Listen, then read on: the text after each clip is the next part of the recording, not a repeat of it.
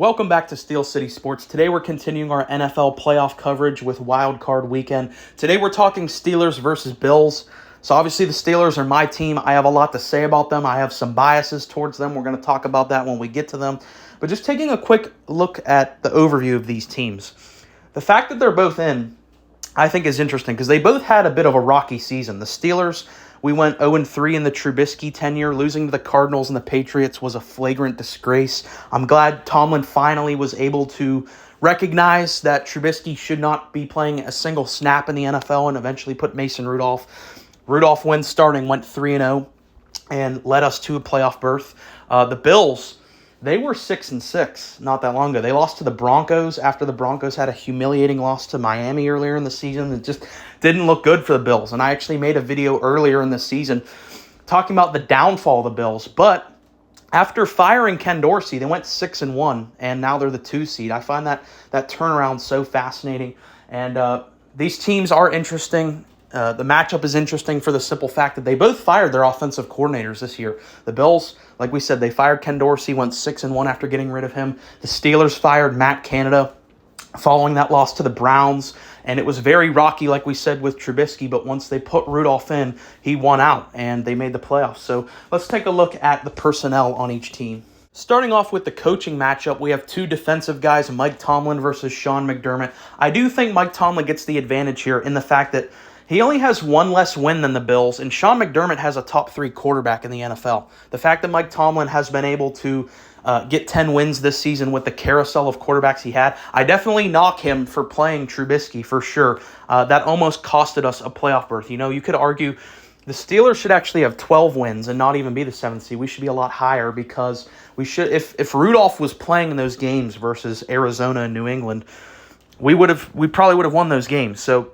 I do knock Tomlin for playing Trubisky in those games. However, the fact that he was able to make playoffs with this team, the quarterback was injured. We dealt with injuries, especially to Minkah Fitzpatrick, who I contend is the best safety in the NFL.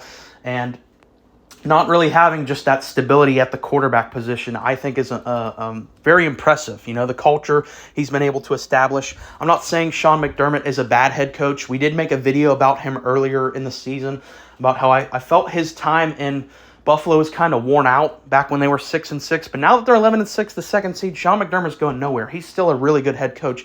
I just think Tomlin is doing more with less talent. For the quarterback matchup, we have Mason Rudolph versus Josh Allen. So obviously this is a Grand Canyon size advantage for the Bills, having Josh Allen, who you could argue is a top 2 or 3 quarterback in the NFL. There's definitely an elephant in the room with Josh Allen. That's his interceptions, his turnovers. He's extremely reckless at certain points, but there are certain given Sundays where he looks like the most talented player in the world. You're telling me I'm going to get that on most Sundays, but, you know, every 1 out of 3, he's probably going to go off the tracks a little. I'm fine with that. Sign me up for that. I think that Brett Favre comparison is perfectly accurate for Josh Allen. And, of course, you have to factor in his leg ability, of course. 15 rushing touchdowns from Josh Allen, extremely impressive. We know how instrumental he's been to their run game. And for Rudolph, I think he's done a really good job. He's looked really good in the 3 starts he's had, obviously winning out 3-0, throwing 0 interceptions. He's done his job. He's come in here and really gotten the ball to the playmakers, specifically George Pickens. But when you're comparing him to Josh Allen, it's not really fair to him. So the Bills get the advantage here. Now we have the wide receiver and tight end matchup, and this is the first one that you might start to say this guy has a Yinzer bias because I think the Steelers actually do have an advantage in this department. Not to say Stephon Diggs is obviously the best player on the screen right here. He definitely is, but we're taking a look at these as a unit, and you have to keep in mind, Deontay Johnson missed, 4 or 5 games, so his stats are a little off, and I think Gabe Davis's stats are a little misleading. I think Gabe Davis is one of the most inconsistent players in the NFL. He'll have a really good game, and then he'll have like 2 or 3 in a row where he just does absolutely nothing. Makes no sense, because last year I thought he was developing into that strong number 2 that they could really rely on outside of Diggs. But this year, he had an extremely up and down year. For the Steelers, George Pickens, I think, is an absolute monster. And one of the highlights of us playing Mason Rudolph is that he's really forced the ball to George Pickens on those 50-50 balls. I think Pickens is one of the best in the NFL at that. The guy is just a physical freak of nature. Deontay Johnson, probably our most skilled route runner. Like I said, he missed some time. I think had he not missed those games, he would have cracked 1,000 yards as well. Allen Robinson, definitely disappointing. But he's still, like a reliable veteran player there. And then Freiermuth, again, they don't really utilize him. If you watch Steeler games, you know that they don't really like to throw over the middle very much, especially when Canada was calling plays. So for me, it's frustrating because I know Freiermuth could be a perennial 1,000-yard a season type guy, but they just don't really seem to throw over the middle to Freiermuth. Whereas the Bills, like we said, outside of Diggs, I just don't think they have that reliable weapon. Kincaid is definitely growing into a really good tight end. But as of now, I'm going to give the Steelers a slight advantage. You could say that this one, you could definitely argue me into taking the Bills, but I just think that the Steelers are a little more consistent. And, I'm just not a big fan of what Gabe Davis does, where he just takes certain games off. And for the running back matchup, we have Najee Harris and Jaylen Warren versus James Cook and Latavius Murray. So I'm going to take the Steelers duo here. I think they complement each other extremely well. Najee Harris is that wrecking ball, Derrick Henry type player who's really heated up at the end of the year. And Jaylen Warren, I think, could be a number one back on many teams in the NFL. He's definitely that Swiss Army knife, is utilized a lot in the passing game. And you take a look especially at that Browns game. I know we lost, the second Browns game. He was a monster. He was like the best player on the team that game, and he can just go off. He feels like out of all the players on offense, he plays the hardest on every single play. So he's really good. As for the Bills, I really like James Cook. I'm glad that he's really started to develop, because his rookie year looked kind of lackluster, but this year he's really kind of come into his own. Especially you look back to that Dallas game, was probably the best game of his career in the NFL. He was really good. Latavius Murray just finds a way to stay in the NFL. He was pretty productive, getting 4 touchdowns for them towards the later part of the year. And of course, what's not listed here in their run game is Josh Allen was obviously a massive part of their run game. So if we're including the quarterbacks, I'd go with the Bills. But just simply looking at the running backs, I think the Steelers duo complements each other perfectly, and they're extremely productive. Now for offensive line, I don't think either of these offensive lines are particularly any good, but if I had to give one of them the advantage, I'd give it to the Bills. The Steelers' offensive line has been one of our biggest issues over the past 2-3 seasons, especially Mason Cole at center, who's a complete toll bag. I think he might be the worst center in the entire NFL. So for the struggles that they've had, I know that they've definitely picked things up towards the later part of the year. The run games looked a lot better in the later part of the year. I think Broderick Jones is a big part of that. And as he develops, the line's obviously going to massively improve. But just for this year, I think that there are some weird players on the Steelers' offensive line. Like we said, Mason Cole, I'm not a fan of Dan Moore at all. And the Bills, like I said, they don't have a great offensive line either, but I think it's just a little more consistent than the Steelers' line. Flipping over to the defensive side of the ball, starting with defensive line, the Steelers run a 3-4 with Larry Ogunjobi, Keanu Benton, and Cam Hayward, who produced 6 sacks. The Buffalo Bills run a 4-3 with Gregory Rousseau, Ed Oliver, Daquan Jones, and Leonard Floyd, producing a whopping 27.5 sacks from their defensive line. So this has been a weird year for the Steelers defense as a whole. We've had all kinds of injuries at each unit. Specifically, Cam Hayward missed a large chunk of the season, so that's why I think the sack totals are really down, and especially the Steelers, they like to blitz linebackers a lot, as like we're going to talk about really soon here. So that's why the sack numbers look so low, but I think the Bills, they get the advantage here. Leonard Floyd on his own had 10.5 sacks, which is obviously more than the Steelers' whole defensive line. Gregory Rousseau, I think, is one of the better young defensive players in the NFL. So I think that they get an advantage here, and this is really, I think, one of the key matchups of this game is going to be their defensive line versus our offensive line. Because like we just said, I have no faith in our offensive line, so them having that much destruction on their defensive line, I think, is going to be one of the key parts of this game.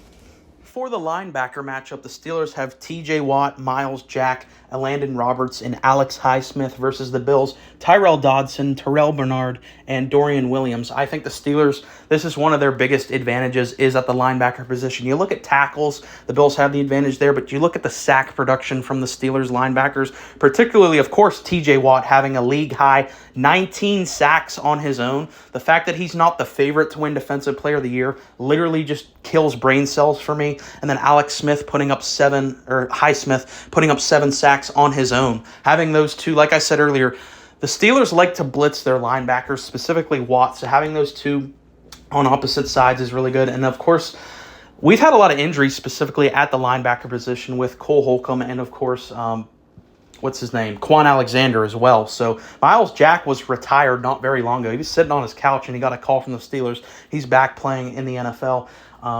I just think, given the star power of TJ Watt, I think this one's a pretty clear advantage for the Steelers. Now, this might be the unit I get the most crap about having a Yinzer bias for, because you just look at the stats. The Bills definitely have more impressive stats on their secondary, but I think the stats are kind of thrown off for a multitude of reasons for the Steelers. Minkah Fitzpatrick, the best safety in the NFL, was in and out of the lineup with injuries this year, but he, as far as I know, is going to play. I looked at a couple different reports before I made this video, and Minkah Fitzpatrick, as far as I'm looking, it hasn't been said one way or another 100% if he's playing or not, but from the reports I'm seeing, he's going to play. Same thing with TJ Watt. I know he got hurt in that Ravens game, but from the reports I'm seeing, he probably will play. So having Minkah back, the best safety in the NFL, Joey Porter Jr.'s stats, it's kind of hard to reflect it, but whenever he's in one-on-one coverage, he's one of the best shutdown corners in the NFL. Eric Rowe hasn't really been starting for us very long, but when he's been inserted, I think he's done a really good job.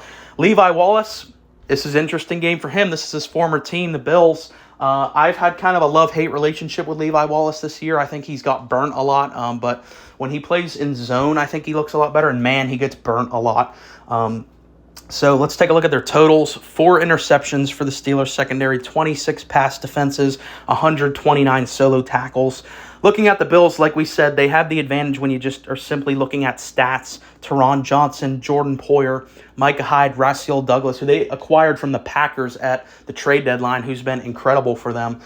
They, as a unit, have put up 7 interceptions, 33 pass defenses, and an insane 222 solo tackles. So, like I said, you're just looking at the stats.